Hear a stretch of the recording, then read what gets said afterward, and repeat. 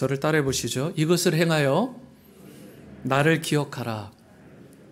네, 이것을 행하여 나를 기억하라.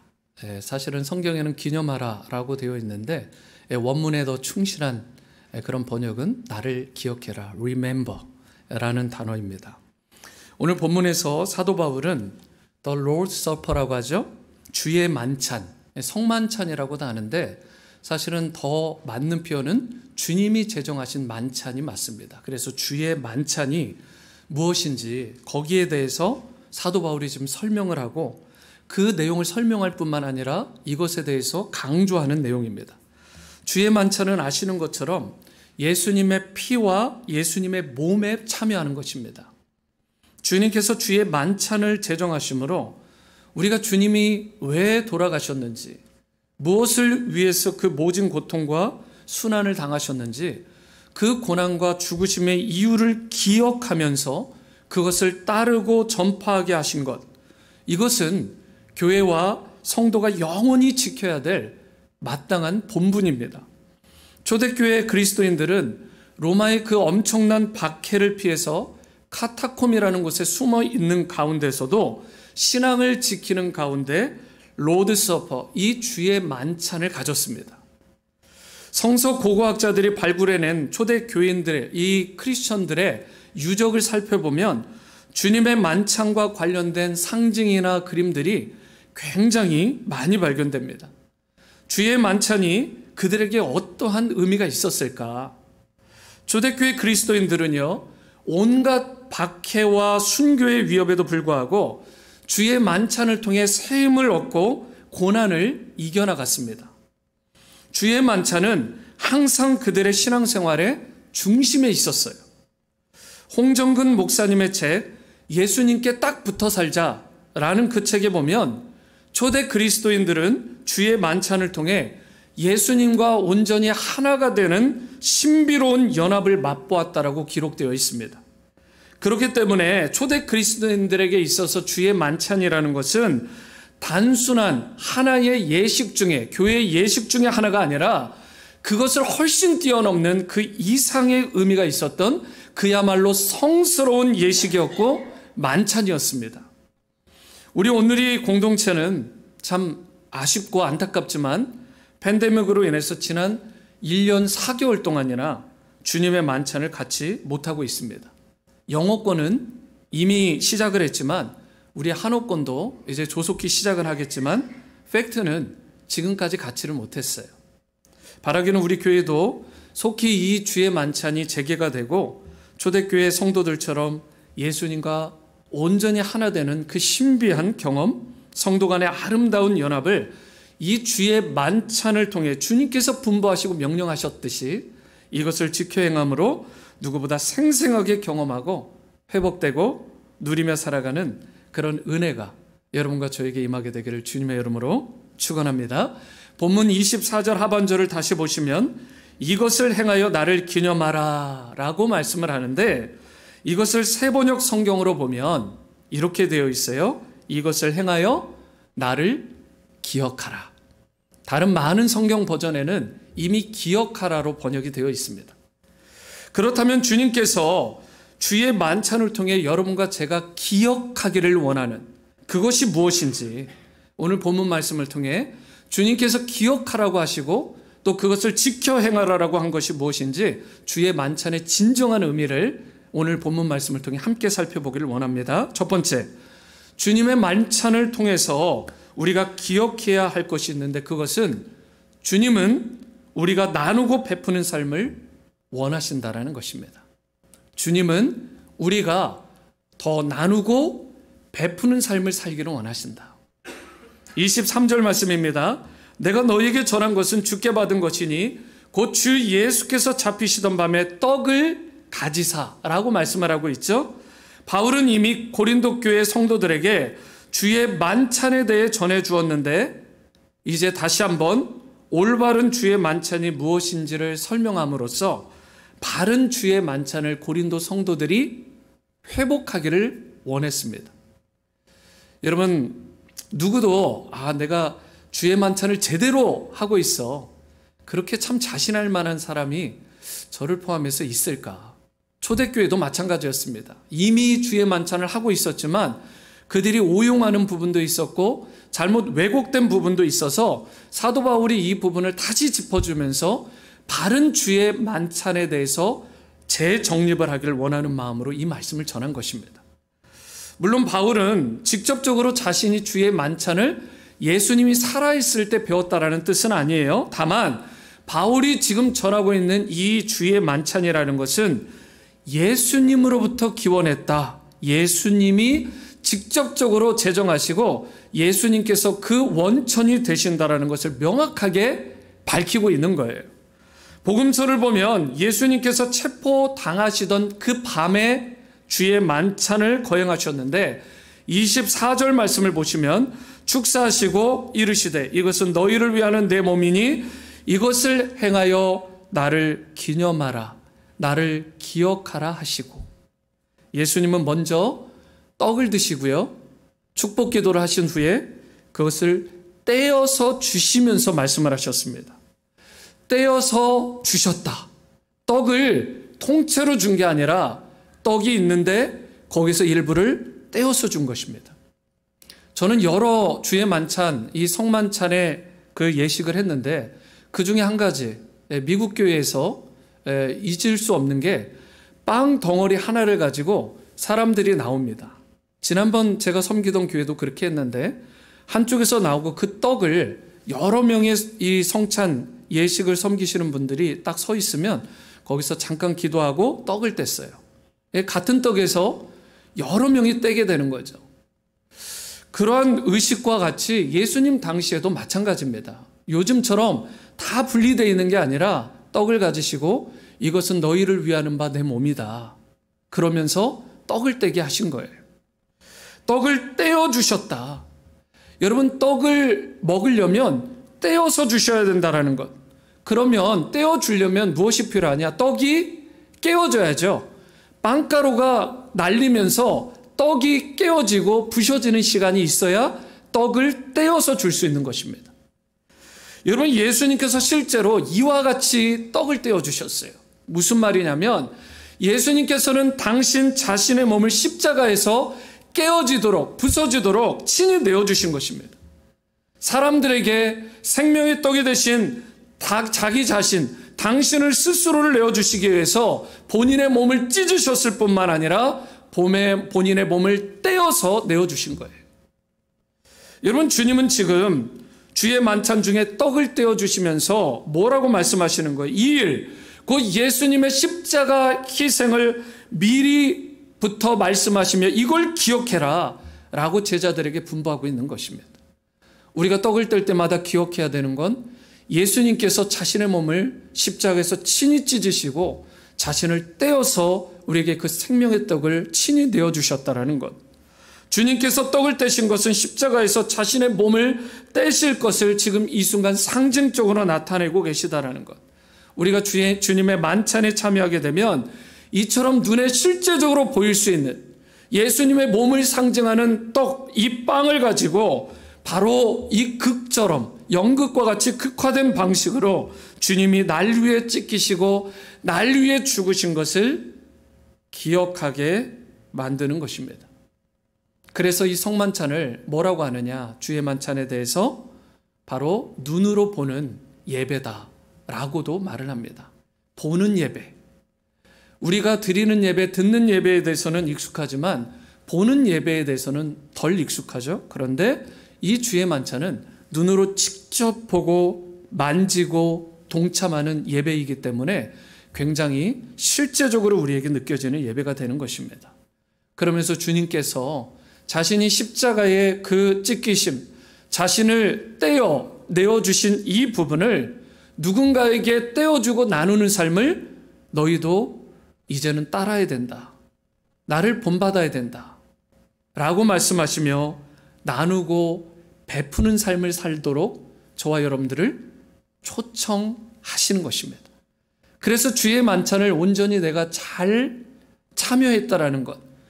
여러분, 우리가 팬데믹 이전에 한 달에 한 번씩 했는데 이 의미를 얼마나 가지고 여러분들이 참여하셨는지 모르겠지만 이후에 팬데믹 이후에는 새로운 예배에 대한, 주의 만찬에 대한 이 철학과 생각을 정립하시고 주의 만찬을 참여하실 때, 주님께서 날 위해 당신의 그 몸을 친히 떼어주시고 찢기시고 상하셨듯이 나도 누군가를 위해 나의 가진 소중한 것을 떼어주고 나눠주고 섬기며 살아가야 되겠다.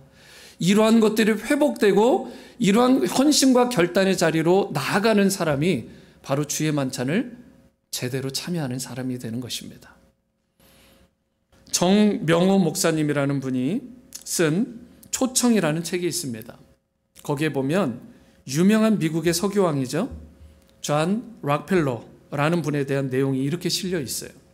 락펠러는 33세에 백만장자가 이미 되었습니다. 그리고 43세에 세계 최대 기업의 오너가 됐어요. 무슨 말이냐면 세계 최고 부자가 됐다는 뜻이에요. 54세에는 세계 유일의 억만장자가 되었습니다. 히스토리컬한 인물이 된 거죠. 1934년에 이분이 사망할 당시에 재산을 세어보니까 14억 달러였다고 합니다. 그런데 1934년이에요. 이게 이미 지금의 돈의 가치로 환산해 보니까 위키피디어나 여러 자료에 따르면 이게 4,090억 달러라고 합니다. 오늘날 하나로 따져보니까, 우리나라 돈으로 따져보니까 500조 원에 육박하는 돈입니다. 500조 원. 말콤 글라드웰이라는 이분이 쓴 아주 유명한 베스트셀러죠, 아웃라이어라는 책에 보면 그분이 여기에서 주장해요. 인류 역사상 최고의 부자는 바로 이 존 록펠러다 라고 이야기를 합니다. 그래서 제가 이것을 신뢰도 하지만 직접 한번 찾아봐야 되겠다. 요즘은 주식 부자가 워낙 많으니까. 그래서 어제 체크를 해봤어요. 전 세계 최고 부자인 아마존의 이 제프 베조스부터 빌 게이츠까지 쫙 보니까 제프 베조스가 가장 지금 현재 부자잖아요. 인류 역사상 최고로 사람들이 생각을 하는데 지금 그 사람의 재산이 약 220조 원 정도 됩니다. 그러니까 존 락펠러가 500조 원이었으니까 지금으로 따지니까 환산을 해보니까 약 2.2배가 많은 재산을 가지고 있었어요. 대단한 부자죠. 마이크로소프트의 빌 게이츠, 전 세계 부호에서 1, 2, 3등에서 빠지질 않잖아요. 그런데 이 사람보다도 3.5배가 많은 부자였습니다. 그런 인물이에요. 그런데 이 사람에게도 최고의 위기가 옵니다.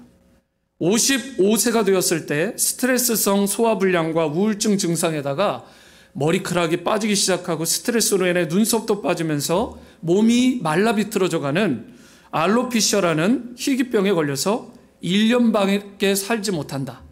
지금도 쉽지 않지만 1934년 그 당시에는 1934년이 아니죠. 훨씬 그 이전에는 이 사람 이거 걸리면 죽는 것입니다. 그래서 모든 의사, 최고 가는 의사들을 다 찾아갔는데 똑같은 대답이에요. 1년 넘기지 못한다. 자신이 가졌던 그렇게 많은 돈이 이 죽음 앞에서 자신에게 아무것도 해줄 수 없다는 것을 깨닫게 되고 인생에서 중요한 것은 돈이 아니구나. 이 사실을 그때서야 깨달은 거예요. 프레드릭 테일러 게이츠라는 목사님으로부터 이런 말을 듣습니다. 이제 모든 것을 내려놓으시지요. 그리고 선한 일에 투자하며 인생을 마무리하십시오. 그 말을 듣고는 마지막에 그래, 내가 의미 있는 일을 해보자. 그러면서 그렇게 하다가 죽기로 결심을 하고 보육원을 짓기 시작합니다. 고아원, 보육원, 또 도서관, 연약한 사람들을 돕기 위해 나누고 베푸는 일에 모든 것을 올인해요. 전념을 했습니다. 그런데 여러분 참 이상한 일이 생겼어요. 그처럼 나누고 베푸는 일에만 전념했을 뿐인데 무슨 일이 일어난 줄 아십니까? 불과 1년밖에 살지 못한다던 그 사람이 55세가 죽어야 마땅한데 98세까지 살았다고 그래요. 지금도 98세 살기가 어려운데 그 당시 나이로 98세입니다. 그러면서 그는 록펠러 재단을 설립해서 빈민을 위한 의료 사업에다가 수많은 돈을 헌납했고 맨해튼 시민들에게 공짜로 수돗물을 공급하기도 했고요. 24개의 대학, 한 대학의 총장이 되는 것도 어려운 건데 대학을 아예 세웠는데 24개의 명문 대학들을 세웠어요. 뿐만 아닙니다. 수많은 복지센터와 자선사업을 세웠는데 거기다가 참 놀라운 건 교회도 무려 몇 개를 건축을 했느냐? 4,927개의 교회를 건축했습니다. 여러분, 한 개의 교회를 건축하는 것도 일평생 쉽지 않은데 4,927개의 교회를 세웠어요. 자신이 그야말로 가진 것들을 나누고 베푸는, 그래서 이 땅을 위해서도 기여하고 하나님 나라를 위해서도 엄청나게 기여한 인물입니다. 만약에 여러분 그가 돈만 추구하며 살았다면 인생이 어떻게 됐을까요? 오늘날까지 이어오는 그의 명성, 그런 거 없었을 것입니다. 98세까지 장수하는 것, 저는 전혀 보장받지 못했을 거라고 생각해요. 55세에 운명을 달리했을 거라고 생각을 합니다. 당연히 하늘나라의 상급이나 칭찬도 없었을 것입니다. 여러분, 우리가 이와 같이 나누고 베푸는 삶을 우리가 실천하며 사는 게 중요해요. 그것이 크든 작든 여러분 지금부터 실천을 해야 됩니다. 나의 것을 움켜쥐고 놓지 않으려면 결코 축복의 통로로 귀하게 쓰임받을 수 없어요. 여러분 모두가 주님이 기뻐하시는 나누고 베풀고 섬기는 삶을 사시고 주의 만찬을 통해서 우리 주님께서 우리로 하여금 기억나게 하시기를 원하는, 그리하여 실천하기를 원하시는 그 주님의 뜻을 나누고 베푸는 삶을 통해 이루어드리는 여러분과 제가 될 수 있게 되기를 주님의 이름으로 축원합니다. 두 번째, 주님의 만찬을 통해서 기억해야 될 것, 주님의 만찬을 통해서 우리가 실천하며 살아야 될 게 있다면 그것은 주님은 우리가 회복의 은혜를 누리기를 원하신다는 것입니다. 이것을 달리 얘기하면 주님이 베푸신 회복의 은혜의 자리로 초청하실 때 우리가 그 품으로 달려가야 된다는 뜻이에요. 먼저 떡을 떼셨던 예수님께서 식사하신 후에 무엇을 하시죠? 잔을 드시고 축사를 하시고 동일하게 이런 말씀을 하십니다. 이 잔은 내 피로 세운 새 언약이다. 이것을 행하여 마실 때마다 나를 기억해라, 기념해라. 여러분, 이 말씀 속에서도 여러 가지 의미를 우리가 설명할 수 있지만 반드시 주목해야 될 말씀이 있습니다. 그게 뭐예요? 이 잔은 나의 피로 세운 새 언약이다. 예수님께서는 자신의 피로 세운 언약, 자신의 피로 언약을 새롭게 세우셨다고 말씀해요. 시내산에서, 요즘 출애굽기인데 내일이 출애굽기가 끝납니다. 그런데 출애굽기에서 보면 시내산에서 모세를 통해서 이스라엘 백성과 하나님 사이에 카버넌트, 언약을 세우시죠. 그런데 그 언약을 옛 언약이라고 말한다면 지금 예수님께서 자신의 몸과 자신의 피를 통해서 세우신 십자가의 언약은 새 언약이다라고 말할 수 있는 거예요. 지금 예수님께서 제정하신 이 새 언약, 그래서 주님의 만찬을 통해서 잔을 나누고 마실 때마다 바로 이 사실을 기억해라. 예수님께서 십자가에서 피 흘려 죽으심으로 말미암아 내가 새 언약의 백성이 되었다. 쉽게 얘기하면 천국 백성이 되었다라는 뜻입니다. 주님의 이 만찬, 성만찬에 참여할 때마다 저와 여러분들이 기억하고 또 되뇌이며 상기해야 될 것은 예수님께서 죽으셨기 때문에 내가 새 생명을 얻게 되었다. 하나님의 자녀요 천국 백성이 되었다. 이 은혜의 감격을 성만찬을 할 때마다, 그 주님의 피를 나눌 때마다, 보혈을 나눌 때마다 우리가 기억하고 또 기억하며 그 은혜의 감사함으로 살아가야 되는 것입니다. 특별히 누가복음 22장 20절에도 동일한 말씀이 나와 있는데, 저녁 먹은 후에 잔도 그와 같이 하여 이르시되 이 잔은 내 피로 세우는 새 언약이니. 여기까지는 똑같죠. 그런데 한 줄이 더 있습니다. 그게 뭐예요? 곧 너희를 위하여 붓는 것이다. 너희를 위하여, 너를 위하여 붓는 것이다. 여러분, 여기에서 너희를 위하여 붓는 것이다라는 말씀이 무슨 뜻일까? 예수님께서 단 한 방울도 남김없이 당신의 그 피를 다 쏟으셔서 나를 구원하셨다. 우리를 구원하셨다라는 뜻입니다. 예수님은요, 쏟으시되 다 쏟으셨어요. 피 한 방울도 남기지 않으시고 다 쥐어 짜내시고 저와 여러분들을 위해, 나를 위해 아낌없이 흘리신 것입니다. 예수님은 그냥 말로만 사랑하신 게 아니에요.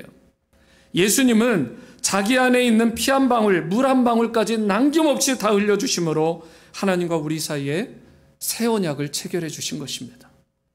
이러한 새 언약을 통해 우리에게 어떤 최고의 회복이 이루어졌느냐?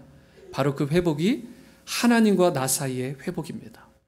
그리고 나와 다른 성도들 사이, 다른 이웃들 사이, 사람과 사람 사이의 회복이 바로 이 예수 그리스도의 십자가 죽으심, 그 피 흘리신 언약을 통해 이루어진 것입니다.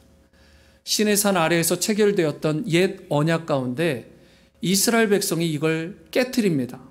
일방적으로 파기하고 일방적으로 이것을 무시하고 우상을 섬겨요. 하나님이 아닌 우상을 섬기게 됩니다. 그런데도 하나님은 그 언약을 신실하게 지키셔서 독생자 예수님을 이 땅에 보내셔서 십자가에 죽게 만드십니다. 그리고 새로운 언약을 체결하신 거예요. 예수님의 보혈로 말미암은 새 언약으로 인해서 하나님과 우리 사이에 쩍쩍 갈라졌던 그 틈이 막아지게 되고 회복되게 되고 인간과 인간 사이에 그 갈등과 깨어진 부분도 주님 안에서, 십자가 안에서 회복이 이루어진 것입니다. 우리가 성도잖아요. 성도된 우리가 같은 공간에서 같은 시간에 같은 분을 바라보며 같은 예배를 드릴 수 있다는 건 여러분 이것을 말미암지 않고서는, 이것으로 설명하지 않고서는 도저히 설명할 길이 없습니다. 왜 우리가 같은 시간, 같은 장소에서 같은 분을 바라보며 같은 예배를 드리고 있을까? 그것은 바로 예수님의 십자가 피 흘리심이에요. 그것으로 말미암아 하나님과 우리의 관계가 회복된 것을 고백하고 경험한 인생들이 바로 드리는 예배가 오늘의 이 주일 예배가 되는 것입니다. 그래서 에베소서 2장 14절에 이렇게 말씀하는 것입니다. 그는 우리의 화평이신지라 둘로 하나를 만드사 원수된 것 곧 중간에 막힌 담을 자신의 육체로 허셨다라고 말씀을 하고 있습니다. 예수님은 깨어진 둘을 하나로 만드는 피스메이커라고 말씀하지 않아요. 성경의 원어에 보면 이것이 바로 영어로도 그렇고 한어로도 그렇고 피스, 화평 또는 평화 그 자체가 되신다라고 말씀합니다. 여러분 여기서 잘 따라오셔야 돼요.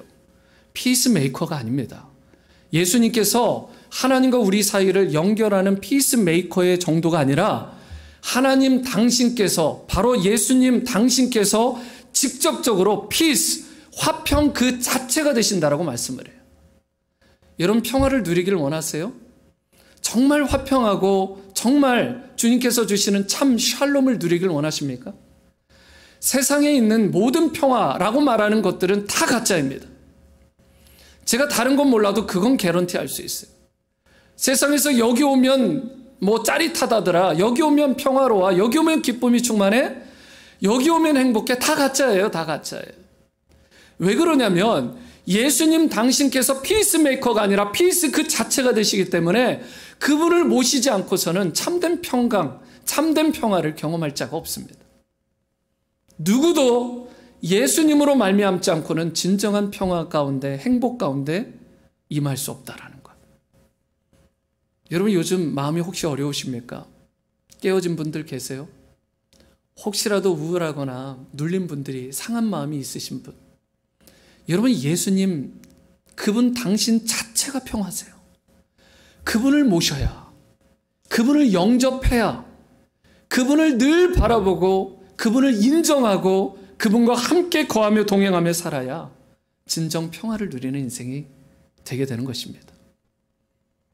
저는 다른 건 몰라도요, 제가 뭐 가진 게 남들보다 더 있고 덜 있고 뭐 그건 잘 모르겠고, 제가 자신할 수 있는 것은 저는 정말 평안하다는 거예요.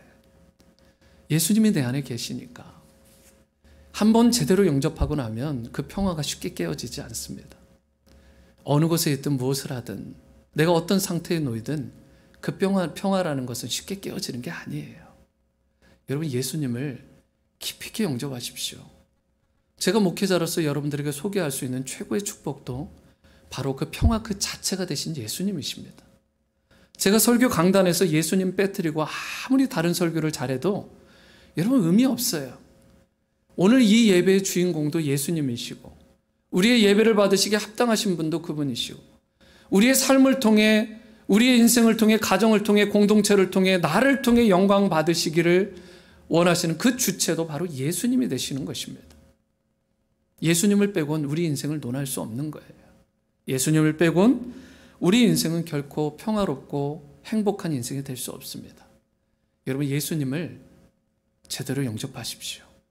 그리고 그 영접한 예수님을 근심하게 만들지 마시고 늘 그분을 인정하고 그분과 함께 깊은 교제를 하십시오. 여러분, 하나님과의 관계뿐만이 아니에요. 사람과의 관계도 회복하길 원하신다면 평화 그 자체가 되신 예수님이 여러분 가운데 임하면 웬만하면 넘어갑니다. 갈등할 게 뭐가 있어요? 사람들의 단점이나 그것을 파헤치고 그렇게 마음 상하게 하는 일에 자기 쓸데없는 시간 빼앗기지 않습니다. 바빠 죽겠는데 복음 전하기도 바쁘고 주님께서 나에게 맡겨주신 임무를 하는 것도 지금 감당하기 어려운데 여러분, 누구를 생각하고 누구에게 에너지를 쏟고 계세요? 여러분, 갈등 관계에 있다면 다 청산하십시오. 하지만 내 힘으로 되지 않아요. 오직 예수님, 평화 그 자체가 되신 예수님만이 저와 여러분들의 마음의 상처를 씻어낼 수 있고 오래된 증오심과 오래된 상처난 마음을 회복할 수 있는 분이십니다. 무릎으로 사는 그리스도인이라는 책에 보면 그 예수님에게 나아가는 그 기도자의 자세에 대해서 이런 마음을 가지고 나가라고 되어 있습니다. 너무 좋은 문구예요. 무릎으로 사는 그리스도인, 꼭 한번 여러분 읽어보시고 그 중에 한 문구만 제가 소개합니다.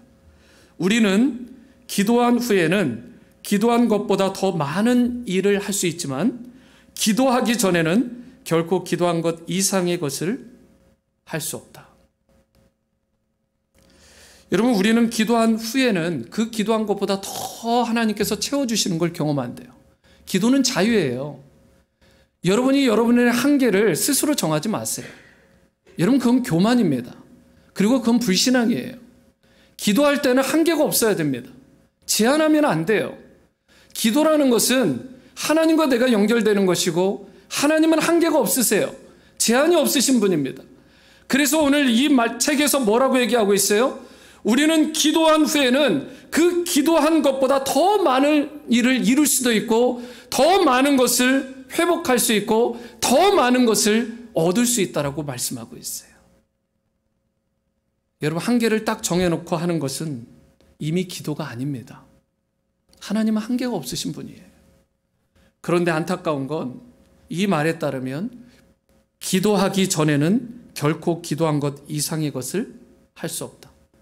오늘날 수많은 크리스찬들이 이 부분을 간과하고 있어요. 기도하지 않으니까 얻지 못하는 것입니다. 구하지 않으니까 이루어내지 못하는 거예요. 하나님께 구하면, 하나님께 간구하면 믿음으로 간절하게 진심으로 믿음을 가지고 그분을 영접하고 소망하면 주님께서 이루어 주십니다. 이것은 주님의 약속이에요. 여러분이 예수님의 권세를 의지하여 기도할 때 그때부터 주님께서 하늘 문을 열어주세요. 다른 방법 없어요. 기도 외에는 다른 이유, 다른 방법과 길을 준 적이 없으시다는 거예요. 여러분, 하나님의 역사, 하늘 문이 열리는 은혜는 오직 기도를 통해 이루어집니다. 여러분이 기도한 것에 더욱 넘치도록 채워주시는 은혜, 그래서 회복하시고 부어주시는 그 은혜는 오직 기도의 무릎을 꿇을 때, 하늘과 내가 이때여 맞닿는 순간이 되어질 때 바로 이 역사가 일어나는 것입니다. 주님은 여러분 모두가 그 은혜와 회복의 자리로 오기를 지금 초청하고 계세요. 그리고 풍성한 회복의 은총을 누리기를 기대하고 계십니다. 이것이 곧 주님의 만찬, 그 성만찬을 통해 저와 여러분들이 반드시 기억하길 원하시는 하나님의 뜻이고 이 삶을 실천하며 살기를 원하시는 우리 하나님 아버지의 마음이라는 걸 기억하시고 주님의 만찬을 마음에 품으실 때마다 저와 여러분들이 주님 앞에 나아가 기도하고 회복되고 한계가 없으신 그 주님의 은총과 능력을 풍성하게 받게 되는 여러분과 제가 될 수 있게 되기를 주님의 이름으로 축원합니다. 세 번째이자 마지막은 주님의 만찬을 통해 주님께서 우리에게 기억하길 원하시는 것, 우리가 마땅히 기억해야 될 것이 있다면 주님은 우리가 사명자로 살아가길 원하신다는 것입니다. 사명자로 살아가는 인생. 26절 말씀입니다. 너희가 이 떡을 먹으며 이 잔을 마실 때마다 주의 죽으심을 그가 오실 때까지 전하는 것이니라. 주의 만찬은 일종의 눈에 보이는 연극, 눈에 보이는 극과 같다라고 말씀을 드렸어요. 설교가 말로 복음을 선포하는 것이라면 주님의 이 만찬, 주의 만찬은 그 자체에 참여하는 것을 보고 듣고 참여하는 것만으로 복음의 능력이 선포돼요. 그렇기 때문에 주의 만찬을 해야 되는 것입니다. 여러분, 그래서 주의 만찬에 참여하는 사람은 떡을 먹고 마실 때마다 또한 오늘 말씀에 뭐라고 하고 있어요? 26절 하반절을 보세요. 주의 죽으심을 그가 오실 때까지 전하는 것이다. 언제까지 전해야 된다고요? 예수님 다시 오실 때까지. 곧 주님께서 심판주로 재림하실 때까지 우리는 주의 만찬을 행하고 주님의 죽으심을 전파해야 되는 사명자로 살아가야 되는 것입니다. 오늘 이 시대에 주님의 교회들이 이걸 회복해야 돼요. 초대교회 성도들이요, 주님의 만찬 후에 딱 먹고서 손 털고 끝난 게 아닙니다. 주님의 만찬 후에 초대교회 성도들이 무엇을 했느냐? 바로 주님의 그 죽으심을 전하는 사명을 감당하는 위대한 사명자들로 살아갔어요. 그와 같이 우리도, 여러분과 저도 예배 후에는 무슨 일을 해야 되느냐? 삶의 현장에 나가서 복음 전파의 사명을 감당해야 되는 거예요. 여러분, 그래야 교회가 교회다워지고 성도가 성도다워지는 것입니다. 한국에 있는 부모님이건 가족들에게라도 한 통 하시고, 믿지 않는 주위 사람들에게도 한 번이라도 복음을 전하시고, 여러분, 그것이 바로 주의 만찬, 주님의 예배에 온전히 참여하는 참된 성도의 모습이라고요. 나 예배 드렸다, 주의 만찬 통해서 떡과 포도즙 잘 마시고 마쳤다 라는 게 아니라, 주님의 만찬의 진정한 의미는 주님이 오실 때까지 주님의 그 십자가 죽으심을 전파하는 것까지 되어야 그게 한 세트로 마무리가 되는 것입니다. 삶의 현장에서 주님의 복음을 전해야 된다. 서울 마포구에 있는 양화진이 있죠. 양화진 외국인 선교사 묘원, 이게 풀네임입니다. 저도 십수년 전에 여기를 방문하고 첫 방문했을 때 그 감격을 잊을 수가 없어요.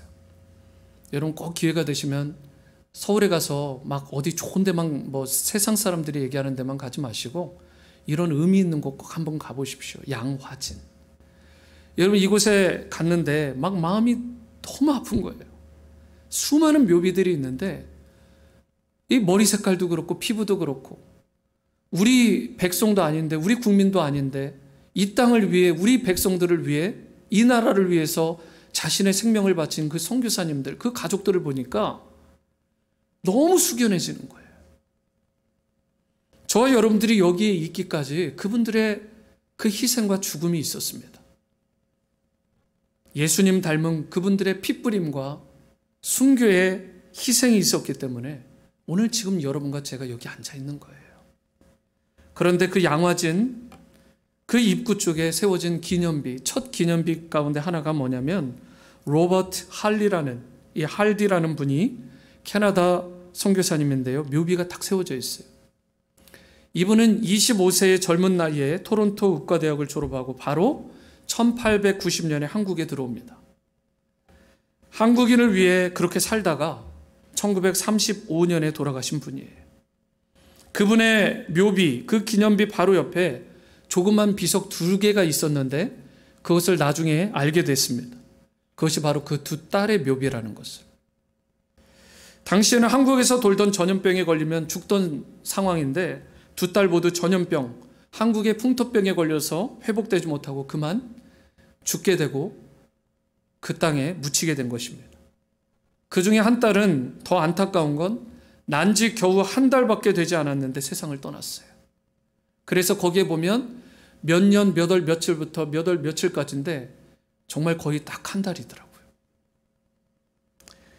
여러분, 선교사님이시지만 사명자로 살아가는 분이지만 그렇게 콜링을 받았지만 부모잖아요. 얼마나 마음이 찢어지고 아팠겠어요.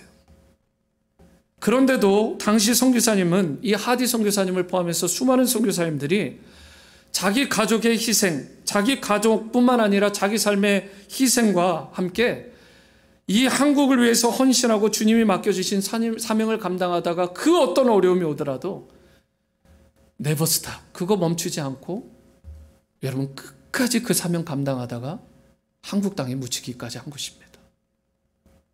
하디 선교사님은 사실 처음엔 자신의 선교 사역이 실패했다고 그렇게 우울해하고 실패자로서 살아갔던 시기가 있었습니다.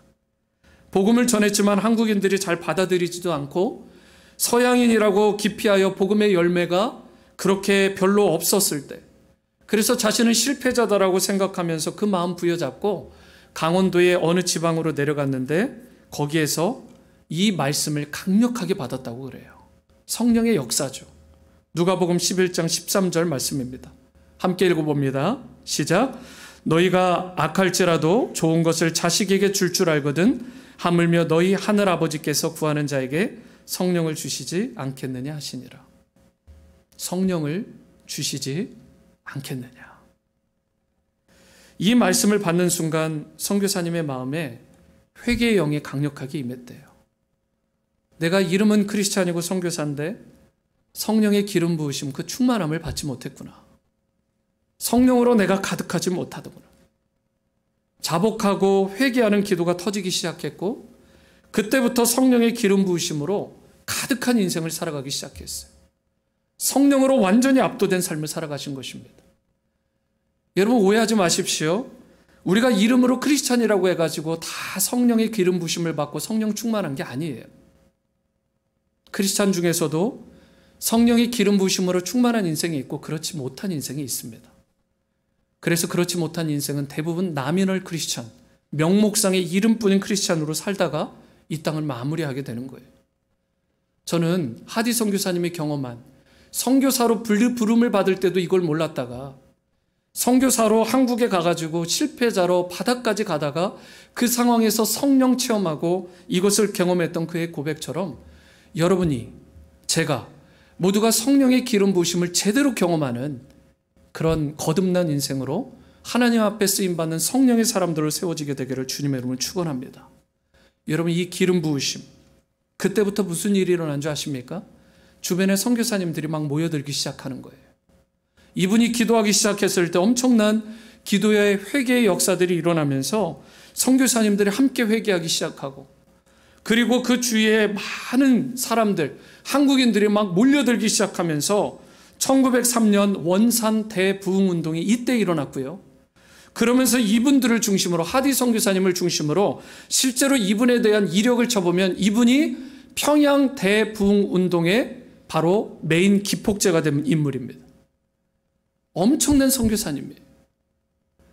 여러분 성령의 기름 받아야 돼요. 성령 충만 받아야 돼요. 그렇지 않으면 방법이 없습니다. 진정한 부흥은 성령이 임하실 때 일어나는 거예요. 너희 아버지께서 구하는 자에게 성령을 주시지 않겠느냐. 우리도 이 말씀을 붙잡고요, 성령 충만을 구하면 하늘 아버지께서 성령의 기름을 부어주시는 거예요. 어제 토요 새벽 기도 때 말씀드린 내용인데요, 관유라는 단어가 있죠. 그런데 그게 기름 부으심을 의미하는 거예요. 기름을 붓습니다. 성막에 기름을 받고 제사장에게 기름을 바릅니다. 여러분 그것이 오늘날 무엇을 의미하냐면 성령의 기름 부으심, 어노인팅을 말하는 거예요. 그런데 이 어노인팅이 임한다라는 건 엄청난 축복입니다. 우리도 반드시 이 기름 부으심을 받아야 돼요. 사도행전 1장 4절 말씀에 예수님께서 승천하시기 전에, 부활로 하늘로 올라가시기 전에 제자들에게 이렇게 분부하십니다. 사도와 함께 모이사 그들에게 분부하여 이르시되 예루살렘을 떠나지 말고 교회에 머물러서 한 장소에서 함께 모여서 통성으로 기도해 보라는 거예요. 내게서 들은 바 아버지께서 약속하신 것 곧 성령을 기다리라고 말씀했어요. 여러분 이들이 예수님 믿었습니다. 예수님이 눈앞에 계시잖아요. 그런데 뭐라고 하고 있어요?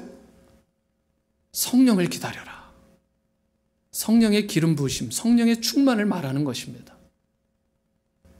우리가 능력 있는 크리스찬으로 살아가려면 다른 방법 없어요. 어노인팅, 기름 부으심을 받으셔야 됩니다. 성령의 기름 부으심. 120명의 제자들이 이 말씀 붙들고 10일 동안 함께 기도했을 때, 마가의 다락방에서 간절히 기도했을 때 성령이 임한 거예요. 그리고 그곳에 모인 사람들 중에 단 한 사람도 빠짐없이 성령의 기름 부으심으로 충만하게 되어서 비로소 능력 있고 참된 크리스찬이 그때부터 된 거예요. 그리고 나서 복음을 전하자 3,000명이 회개하고 5,000명이 회개하는 역사가 일어난 것입니다. 여러분, 부흥은 그 다음이에요. 예배 드리기 전에, 기도하기 전에, 봉사하고 심지어 전도하고 선교하기 전에 무엇이 먼저냐? 어노인팅, 성령의 기름 부으심이 먼저입니다. 여러분, 이것을 받지 않고서는 우리가 그리스도의 제자로, 크리스천으로 능력 있게 살아갈 수가 없어요. 성령의 기름 부으심과 능력으로 살고 회복되고 일하며 섬기는 인생이 되려면 어노인팅, 기름 부으심을 받으셔야 됩니다. 제가 어제 말씀을 준비하다가 제 아내에게 이런 얘기를 했어요. 나는 지금도 어노인팅, 기름 부으심이라는 단어만 들으면 마음이 설레고 떨린다. 여러분, 그러세요? 어노인팅이라는 단어, 기름 부으심이라는 단어 들으면 마음이 설레고 떨리시나요? 여러분, 그러셔야 돼요. 다른 건 몰라도요, 여러분, 이 기름 부으심에 대한 사모함이 있어야 됩니다. 주님의 그 신선한 기름 부으심, 한 번 받고 끝나는 게 아니라 매 순간 어떠한 장소에서도 부어주시는, 시간과 공간을 초월하는 성령의 기름 부으심, 어노인팅을 받아야 교회도, 가정도, 개인의 삶도, 우리 자녀들도 비로소 능력 있게 세워지고 회복되고 변화되는 것입니다. 오늘 우리 주님께서는 이 주님의 만찬을 통해서 나누고 베푸는 삶을 저와 여러분들이 살기를 원하세요. 또한 주님께서 베푸시는 회복과 치유의 그 은혜의 자리로 저와 여러분들이 오기를, 우리가 가기를 기대하고 계십니다. 그리고 뿐만 아니라 주님의 나라와 영광을 위한 사명자로 저와 여러분들이 살아가길 원하세요. 그런데 이것을 위해 무엇이 필요하다고요? 어노인팅, 기름 부으심을 받으셔야 됩니다. 아시는 것처럼 이건 제가 줄 수 있는 게 아니라 하나님과 여러분들의 관계입니다. 예수님을 통해 성령께서 주시는 거예요. 여러분, 그 기름 부으심을 충만히 받으시고 세상에서 정말 능히 승리하시고 회복되시고, 그리하여 주님의 일들을 능히 감당하는 기쁨의 인생, 승리의 인생, 그리고 우리 온누리 공동체 될 수 있게 되기를 주님의 이름으로 축원합니다.